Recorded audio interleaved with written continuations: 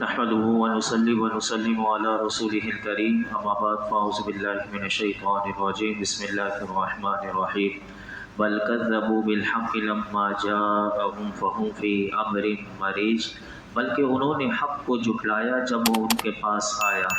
تو وہ ایک ایسی بات میں ہیں جسے قرار نہیں۔ اس آیت کریمہ میں اللہ تعالیٰ نے ارشاد فرمایا انہوں نے حق کو جھٹلایا۔ حق سے کیا مراد ہو سکتا ہے؟ مفسرین کہتے ہیں حق سے مراد نبوت بھی مراد ہو سکتا ہے جس کے ساتھ روشن معجزات ہیں، یا اس سے مراد قرآن مجید ہے۔ یہ دونوں چیزیں مراد ہو سکتی ہیں۔ تو اب آیت کا خلاصہ یہ ہوا کہ کفار مکہ نے صرف تعجب ہی نہیں کیا، جیسے پیچھے کل آپ نے سماعت کیا تھا کہ جیسے کہ وہ تعجب کر رہے تھے کہ اس بات پر کہ ہمارے ہی میں سے ایک ڈر سنانے والا تشریف لایا، تو کافر کہنے لگے یہ تو عجیب بات ہے۔ تو اللہ رب العالمین نے اس آیت کریمہ میں ارشاد فرمایا کہ کفار مکہ نے صرف تعجب ہی نہیں کیا بلکہ اس سے کہیں زیادہ خطرناک کام کیا۔ وہ کیا کیا کہ فرمایا جب بھی ان کے پاس حق آیا تو انہوں نے سوچے سمجھے بغیر اسے جھٹلا دیا، اور وہ نبی کریم صلی اللہ علیہ وسلم اور قرآن مجید سے متعلق ایک ایسی بات میں پڑے ہوئے ہیں کہ جسے قرار ہی نہیں، اور وہ یہ ہے کہ کبھی نبی اکرم صلی اللہ علیہ وسلم کو شاعر کہہ دیتے ہیں، کبھی معاذ اللہ جادوگر، کبھی کاہن کہتے ہیں، اور اسی طرح قرآن حکیم کو شعر و شاعری کی کتاب کہہ دیتے ہیں، کبھی جادو کہتے ہیں، کبھی کہانت کہتے ہیں۔ اللہ کہتا ہے یہ کسی ایک بات پر قائم نہیں رہتے۔ تو کیا بات پتہ چلی کہ جب انسان حق کو جھٹلا دے تو پھر وہ کہیں کا نہیں رہتا، اسے کسی بات میں قرار نہیں ملتا۔ تو یہ کتنا بڑا کرم ہے ہمارے اوپر کہ اللہ رب العالمین نے ہمیں حق کو سمجھنے والی کتاب قرآن مجید عطا فرمائی ہے، تو جو اس سے جتنا وابستہ ہوگا اس پر حق اللہ تعالیٰ اتنا ہی واضح کرتا جائے گا۔ تو یہ ہمیں یہاں سے پتہ چلا۔ آگے سنیے، افلم ينظروا الى السماء فوقهم كيف بنيناها وزيناها وما لها من فروج، تو کیا انہوں نے اپنے اوپر آسمان کو نہ دیکھا کہ ہم نے اسے کیسے بنایا اور سجایا، اس میں کہیں کوئی شغاف نہیں۔ یہاں سے اللہ رب العالمین نے ان کا دوسرا اعتراض جو تھا مرنے کے بعد دوبارہ زندہ ہونے پر، تو یہاں پر اللہ رب العالمین نے اس آیت سے مرنے کے بعد دوبارہ زندہ کرنے پر اللہ کے قادر ہونے پر دلائل یہاں سے اب اس آیت سے اور آگے بھی آئیں گے، آگے والی آیتیں بھی آ رہی ہیں، تو وہ دلائل اللہ تعالیٰ نے کتنے خوبصورت دی ہیں، غور کیجئے۔ چنانچہ اس آیت کا خلاصہ یہ ہوا کہ جب کافروں نے مرنے کے بعد دوبارہ زندہ کیے جانے کا انکار کیا، اللہ فرماتا ہے کیا اس وقت انہوں نے اپنے اوپر آسمان کو نہ دیکھا؟ یعنی یہ جو مرنے کا انکار، مرنے کے بعد دوبارہ زندہ کیے جانے کا انکار کرنے والے اپنے اوپر آسمان کو ہی دیکھ لیتے کہ جس کی تخلیق میں ہماری قدرت کے آثار نمایاں موجود ہیں، وہ اس بات میں غور کرتے کہ ہم نے اسے کیسا اونچا بنایا اور کتنا بڑا بنایا، ستونوں کے بغیر بلند کیا، پھر اس آسمان کو ہم نے روشن ستاروں سے کیسا سجایا۔ فرمایا کہ اس آسمان میں دیکھو تو صحیح، کہیں کوئی شغاف نہیں، کہیں کوئی عیب نہیں، اور کوئی اس آسمان میں کمی نہیں۔ تو مراد یہ ہوئی کہ فرمایا جو رب تعالیٰ اتنے بڑے آسمان کو بنا سکتا ہے اور ظاہری اسباب کے بغیر اسے بلند کر سکتا ہے، اس میں ستاروں سے اس آسمان کو روشن کر سکتا ہے، اتنے طویل اور عریض آسمان کو کسی شغاف اور نقص اور عیب کے بغیر بنا سکتا ہے، تو وہی رب تعالیٰ مردوں کو دوبارہ زندہ کر دے تو اس سے کیا بعید ہے۔ تو کہا دیکھیے کتنی بڑی دلیل اللہ رب العالمین نے اس آیت کریمہ میں دی۔ آگے دیکھیے مزید دلائل دی، فرمایا وَالْأَرْضَ مَدَدْنَاهَا وَأَلْقَيْنَا فِيهَا رَوَاسِيَ وَأَنبَتْنَا فِيهَا مِنْ كُلِّ زَوْجٍ بَهِيجٍ تَبْصِرَةً وَذِكْرًا لِكُلِّ عَبْدٍ مُنِيبٍ، اور زمین کو ہم نے پھیلایا اور اس میں مضبوط پہاڑ ڈالے اور اس میں ہر بار رونق جھوڑا اگایا، ہر رجوع کرنے والے بندے کے لیے بصیرت اور نصیحت کے لیے۔ اس آیت کریمہ میں اللہ قادر ہے، اللہ ہر چیز پر قدرت رکھتا ہے۔ اللہ قادر ہونے کی دوسری دلیل اس آیت کریمہ میں دی جا رہی ہے۔ چنانچہ ارشاد فرمایا، کیا ان کافروں نے زمین کی طرف نہیں دیکھا کہ ہم نے زمین کو پانی کی سطح پر اس طرح پھیلایا کہ پانی میں گھل کر یہ فنا نہیں ہوتی، ورنہ مٹی کا کام کیا ہے کہ آپ اس میں مٹی کو پانی میں ڈالیں تو وہ گھل جاتی ہے بالکل۔ تو فرمایا کہ دیکھو تو صحیح کہ ہم نے زمین کو پانی کی سطح پر اس طرح پھیلایا کہ یہ پانی میں گھل کر فنا نہیں ہوتی، ورنہ مٹی پانی میں گھل جاتی ہے، اور زمین پر ہم نے بڑے بڑے پہاڑ کھڑے کر دیے تاکہ یہ زمین قائم رہے، یہ ہلے جلے رہی، اور کہا اسی زمین میں ہم نے ہر سبزے پھلوں پھولوں کے جوڑے اگائے کہ جو دیکھنے والا جب ان کو دیکھتا ہے تو وہ کتنے خوبصورت لگتے ہیں۔ تو جو رب تعالی زمین کو پیدا کر سکتا ہے، پہاڑوں کے ذریعے اسے قائم رکھ سکتا ہے، اس میں نشو و نما کی قوت پیدا کر سکتا ہے، وہی رب مردوں کو دوبارہ زندہ کر دے تو اس کی قدرت سے کہاں بعید ہے۔ تو کیسی زبردست دلیل دی، اور پھر یہ دلیل دینے کے بعد کتنے خوبصورت جملے اللہ تعالیٰ نے ارشاد فرمائے کہ فرمایا آسمان اور زمین اور اس سے متعلق بیان کی گئی تمام چیزیں ہر اس بندے کے لیے بصیرت بھی ہیں اور نصیحت حاصل کرنے کا بھی ذریعہ ہے کہ جو اللہ کی بنائی ہوئی انوکھی چیزوں اور خلقت کے عجائبات میں غور و فکر کر کے وہ رب العالمین کی طرف رجوع کرنے والا ہو۔ تو ہمارے لیے بھی اس میں بہت بڑا پیغام ہے کہ یہ زمین و آسمان ہمارے لیے بھی بہت بڑی بصیرت اور نصیحت حاصل کرنے کا ذریعہ ہے، اور انہی چیزوں کے ذریعے ہم اللہ کی طرف زیادہ سے زیادہ رجوع کر سکتے ہیں اور اللہ کی معرفت ہمیں نصیب ہو سکتی ہے۔ آگے سنیے، ارشاد فرمایا وَنَزَّلْنَا مِنَ السَّمَاءِ مَاءً مُبَارَكًا فَأَنبَتْنَا بِهِ جَنَّاتٍ وَحَبَّ الْحَصِيدِ وَالنَّخْلَ بَاسِقَاتٍ لَهَا طَلْعٌ نَضِيدٌ رِزْقًا لِلْعِبَادِ وَأَحْيَيْنَا بِهِ بَلْدَةً مَيْتًا كَذَلِكَ الْخُرُوجُ، اور ہم نے آسمان سے برکت والا پانی اتارا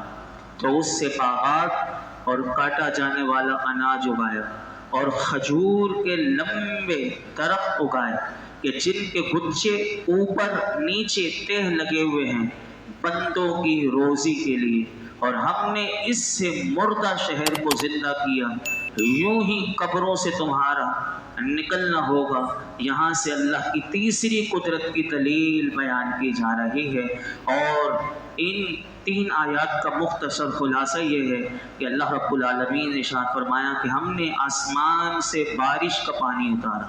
وہ بارش کا پانی کون سا پانی ہے؟ اللہ نے خود بتا دیا، یہ برکت والا پانی ہے۔ بعض لوگ کہتے ہیں یہ برکت والا پانی کیا ہوتا ہے؟ دیکھیے رب نے خود کہا وَنَزَّلْنَا مِنَ السَّمَاءِ مَاءً مُبَارَكًا، اسے رب نے برکت والا کہا۔ وہ بارش کا پانی کہ جس سے ہر چیز کی زندگی بھی ہے اور بہت خیر و برکت بھی ہے۔ یعنی بارش کے پانی میں کیسی خیر و برکت ہے؟ تو فرمایا اس پانی سے باغ اگائے اور وہ اناج اگایا کہ جسے ہر سال بویا اور کاٹا جاتا ہے، جیسے گندم ہے، جو وغیرہ ہے، اور خاص طور پر کھجور کے لمبے درخت ہیں کہ جن کے گچھے اوپر نیچے تہ لگے ہوئے ہیں۔ اللہ فرماتا ہے یہ چیزیں ہم نے کیوں دی؟ تو فرمایا یہ چیزیں بندوں کی روزی کے لیے اگائی ہیں، اور ہم نے بارش کے پانی سے اس شہر کی سرزمین کو کہ جس کے نباتات جو ہیں وہ خشک ہو چکے تھے ہم نے پھر سے سبززار کر دیا، اور جس طرح ہم نے بنجر زمین کو سرسبز و شاداب کر دیا، فرمایا اسی طرح تمہارا قبروں سے نکلنا ہوگا، اور اللہ کی قدرت کے یہ آثار دیکھ کر مرنے کے بعد پھر زندہ ہونے کا کیوں انکار کرتے ہو؟ دیکھو کیسے خشک بنجر زمین کو وہ جب سرسبز و شاداب کر سکتا ہے تو تمہارے مٹی میں مل جانے کے بعد بھی وہ تمہیں دوبارہ زندہ کر کے اٹھا سکتا ہے۔ تو یہ کتنی بڑی دلیل اللہ رب العالمین نے دی۔ آگے سنیے، ارشاد فرمایا کذبت قبلہم قوم نوح واصحاب الرس وثمود وعاد وفرعون واخوان لوط واصحاب الایکۃ وقوم تبع کل کذب الرسل فحق وعید۔ ایک کفار مکہ سے پہلے نوح کی قوم اور رس والوں نے، یعنی یہ رس والے نامی کنویں والے تھے، اور سمود نے جھٹلایا، اور عاد اور فرعون نے، اور لوط کے ہم قوم لوگوں نے، اور جنگل والوں تبا کی قوم نے، ان سب نے رسولوں کو جھٹلایا تو میرے عذاب کا وعدہ ثابت ہو گیا۔ یہاں سے ان سابقہ قوموں کا حال اور انجام بیان کیا کہ جنہوں نے اپنے رسولوں کو جھٹلایا، تو ان کے حال اور وبال سے اللہ نے کفار مکہ کو نصیحت حاصل کرنے کا یعنی موقع دیا کہ وہ ان کے حال اور وبال سے کفار مکہ نصیحت حاصل کرے، اور اس کے ساتھ ساتھ انہیں اللہ نے سابقہ قوموں کی ہلاکت اور عذاب سے بھی ڈرایا۔ یہاں پر اللہ تعالیٰ نے جتنی قوموں کا ذکر صرف نام لے کر کیا، پیچھے سورہ ہجر میں، سورہ فرقان میں، سورہ دخان میں ان کی پوری تفصیل اللہ تعالیٰ نے اس قوم کی بیان کر دی۔ یہاں پر اللہ رب العالمین نے جو ارشاد فرمایا وہ سنیے، اس کا مختصر خلاصہ یہ کہ ان کفار مکہ سے پہلے حضرت نوح علیہ السلام کی قوم، رس والوں حضرت صالح علیہ السلام کی قوم سمود نے اپنے رسولوں کو جھٹلایا، اسی طرح حضرت ہود علیہ السلام کی قوم عاد نے، اور حضرت لوط اور کی ہم قوم لوگوں نے، اور حضرت شعیب علیہ السلام کی قوم کے جنگل والوں اور تبا نامی بادشاہ کی قوم نے، ان سب نے اپنے رسولوں کو جھٹلایا۔ اللہ فرماتا ہے ان سب پر میرے عذاب کا وعدہ ثابت ہو گیا، لہٰذا اے اہل مکہ تم بھی سابقہ قوموں جیسے عذاب سے ڈرو اور میرے حبیب کو نہ جھٹلاؤ۔ اس میں علماء کہتے ہیں کہ رسول اللہ صلی اللہ علیہ وسلم کے لیے اس آیت مبارکہ میں حضور کو تسلی دی گئی کہ اے پیارے حبیب، آپ کفار مکہ آپ کو جھٹلا رہے ہیں، آپ غم زدہ نہ ہو، کیونکہ آپ سے پہلے جتنے رسول تشریف لائے وہ تشریف لانے والے رسولوں کے ساتھ ان کی قوم کے لوگوں نے بھی یہی کیا تھا جو آپ کے ساتھ کر رہے، ان رسولوں نے بھی صبر کیا تھا۔ محبوب آپ بھی صبر فرمائے، جیسے ہم اپنے ان پچھلے رسولوں کی مدد کرتے رہے اے محبوب اور ان کے دشمنوں پر عذاب کرتے رہے، ہم آپ کی بھی مدد فرمائیں گے اور آپ کے دشمنوں کو بھی ہم عذاب میں مبتلا کریں گے۔ آخری آیت کریمہ بیان کر کے میں اپنی گفتگو سمیٹتا ہوں۔ فرمایا افعینا بالخلق الاول بل هم فی لبس من خلق جدید، تو کیا ہم پہلی بار بنانے کی وجہ سے تھک گئے، بلکہ وہ نئی پیدائش کے متعلق شبے میں ہیں۔ اس صورت کی ابتدا جہاں سے ہوئی تھی، یہ رکوع مکمل ہوا تو یہ بیان کیا گیا تھا کہ کفار مکہ دوبارہ زندہ کیے جانے کا انکار کرتے ہیں۔ یہاں سے ان منکروں کا انکار کا جواب دیا جا رہا ہے کہ وہ یہ سمجھ رہے ہیں کہ ہم پہلی بار بنانے کی وجہ سے تھک گئے ہیں کہ جس کی وجہ سے ہمارے لیے دوبارہ پیدا کرنا دشوار ہو گیا۔ اللہ فرماتا ہے ہم تھکے ہرگز نہیں، بلکہ وہ لوگ موت کے بعد پیدا کیے جانے سے متعلق شک میں ہیں، شبے میں ہیں۔ یہاں پر علماء نے مفسرین نے یہ بات دیکھی کہ کفار مکہ اس بات کا اقرار کرتے تھے کہ سب کو کس نے پیدا کیا، جیسے پیچھے بھی آیات میں آپ نے سنا اے حبیب ان سے پوچھئے کہ تمہیں کس نے پیدا کیا، سب کو کس نے پیدا کیا، وہ کہتے تھے کہ اللہ نے پیدا کیا، تو لیکن یہ مانتے تھے کہ پہلی بار پیدا کرنے والا اللہ ہے، لیکن ان کی عقل کیسی ماری گئی تھی کہ ان کی عقل کیسی یعنی ختم ہو چکی تھی کہ وہ اس کے باوجود اس بات کو وہ ناممکن اور بعید سمجھتے تھے کہ اللہ تعالیٰ مخلوق کو دوبارہ پیدا فرمائے گا۔ تو مفسرین کہتے ہیں یہ ان کی کمال جہالت تھی، کیونکہ ایجاد کے مقابلے میں دوبارہ بنانا ظاہر نظر میں زیادہ آسان ہے۔ یہ لوگ ایجاد پر تو قدرت مان رہے ہیں، اس سے زیادہ آسان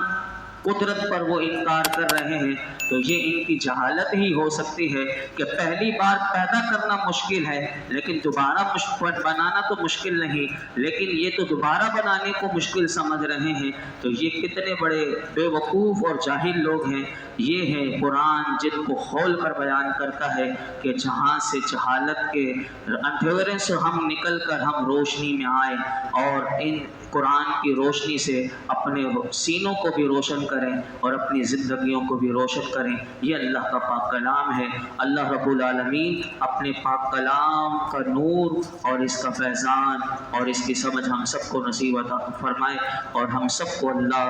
شکر کرنے والا بنائے۔ ہر حال میں ہم اللہ کا شکر ادا کریں کہ ہمیں اس نے توفیق دی کہ ہم یہاں حاضر ہو کر قرآن سنتے و سناتے ہیں۔ اللہ اپنی بارگاہ میں قبول فرمائے۔ الحمدللہ رب العالمین والصلاة والسلام علی سید الانبیاء والمرسلین وعلی آلہ واصحابہ اجمعین۔ یا اللہ پاک تیرا کروڑوں کروڑوں ارب و خرب و بار شکر ہے کہ مالک تیری توفیق سے ہم سب یہاں جمع ہوئے، ہمارا سیکھنا سکھانا اپنی بارگاہ میں قبول فرما۔ مولا کریم ہمارے لیے سمجھنا سمجھانا آسان کر دے، مرتے دم تک قرآن حکیم کے ساتھ وابستہ رہنے کی توفیق عطا فرما، اسے پڑھنے پڑھانے سمجھنے سمجھانے اس کا فیضان دوسروں تک پہنچانے کی توفیق عطا فرما۔ یا رب العالمین نئے سال کا آج آغاز ہو گیا میرے مولا، یکم محرم الحرام،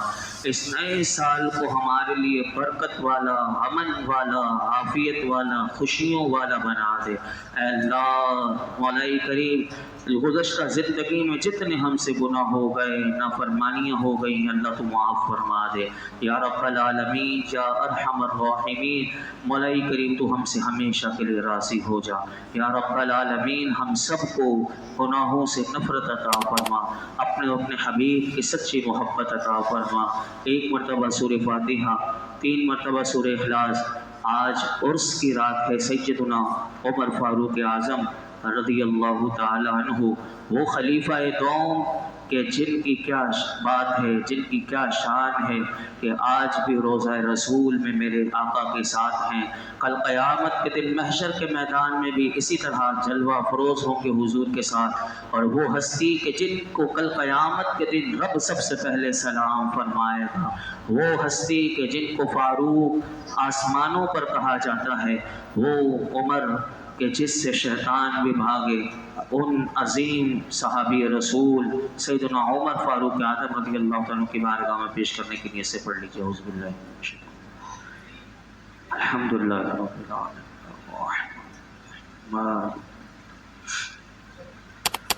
ایاک نستعین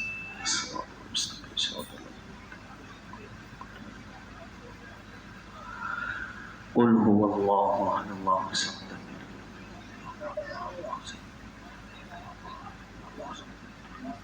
یا رب العالمین یا ارحم الراحمین درود پاک پڑھنا اور نماز شہادہ کرنا، سورہ فاتحہ سورہ اخلاص پڑھنا، درس قرآن دینا اپنی بارگاہ میں قبول فرما۔ تمام کا ثواب ہدیتاً تحفتاً نبی پاک صلی اللہ علیہ وسلم کی بارگاہ میں پیش کرتے قبول فرما۔ نبی پاک صلی اللہ علیہ وسلم کے صدقے طفیل تمام انبیاء کرام، تمام صحابہ کرام کی بارگاہ میں پیش کرتے قبول فرما، بالخصوص خلفاء راشدین کی بارگاہ میں پیش کرتے قبول فرما۔ یا اللہ بالخصوص امام العادلین سیدنا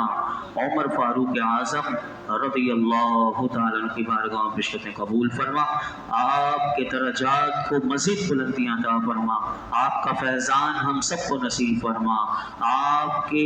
مولا کریم عدالت انصاف کا صدقہ اے اللہ ہماری زندگیوں میں مولا کریم ہمیں اپنے ساتھ دوسروں کے ساتھ انصاف کرنے والا بنا، آپ کے عشق رسول کا صدقہ ہم سب کو عشق رسول کی دولت عطا فرما،